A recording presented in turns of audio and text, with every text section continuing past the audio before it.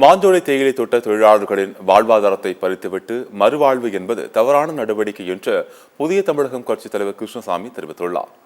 விருதுநகர் மாவட்டம் ஸ்ரீவல்லிபுத்தூரில் செய்தியாளர்களை சந்தித்த அவர் இவ்வாறு கூறினார்.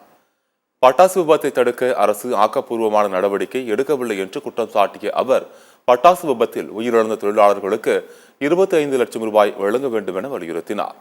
வரும் உள்ளாட்சி மற்றும் 2026 சட்டமன்ற தேர்தல் வரை அதிமுகவுடன் புதிய தமிழகம் கட்சி கூட்டணியில் தொடரும் என்றும் அவர் குறிப்பிட்டார்.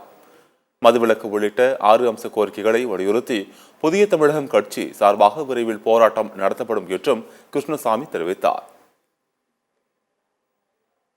அவங்க வெளியேற்றிட்டு அவர் இருக்கிற வாழ்வாதாரத்தை பறிச்சுட்டு மறுவாழ்வுங்கிறது அப்பட்டமான தவறான நடவடிக்கை. நாங்கள் சொல்லிட்டு இருக்கிறோங்க.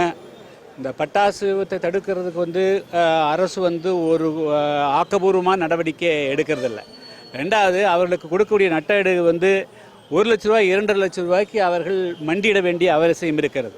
அதாவது கள்ளச்சாராயம் குடித்து விசசாராயம் இருந்தினால் 10 லட்சம் ரூபாயை உடனடியாக அரசு அறிவிக்கிறது. அதனால் அந்த பட்டாசு தீவிரத்தில் இதுபோன்ற விபத்தில் இருக்கக்கூடிய அது தன்னுடைய வாழ்வாதாரத்தை பெருக்கிக் கொள்வதற்காக காலிருந்து உழைக்கக்கூடிய தொழிலாளர்கள் மண்டியிட்டோ பிச்சை கேட்கக்கூடிய அளவுக்கு அரசு விடக்கூடாது. எனவே இவர்களுக்கெல்லாம் 25 லட்சம் ரூபாய் குறைவில்லாமல் அந்த தொழிலாளர்களுக்கு கொடுக்கணும். அதே போக ஏன் தான் இந்த தொடர்ச்சியாக இந்த விபத்து நடக்கிறதுங்கிறத ஏன் இந்த அரசால் முடிக்க அப்போ எங்கேயோ இந்த அரசனுடைய அந்த துறைகள், தொழிலாளர் துறையும் அந்த வெடிமருந்து பாதுகாக்கக்கூடிய துறைகள் தோல்விதான் இதை காட்டுகிறது. அதனால் இதுக்கு அரசு தான் இதை பொறுப்பெடுத்துக்கணும்.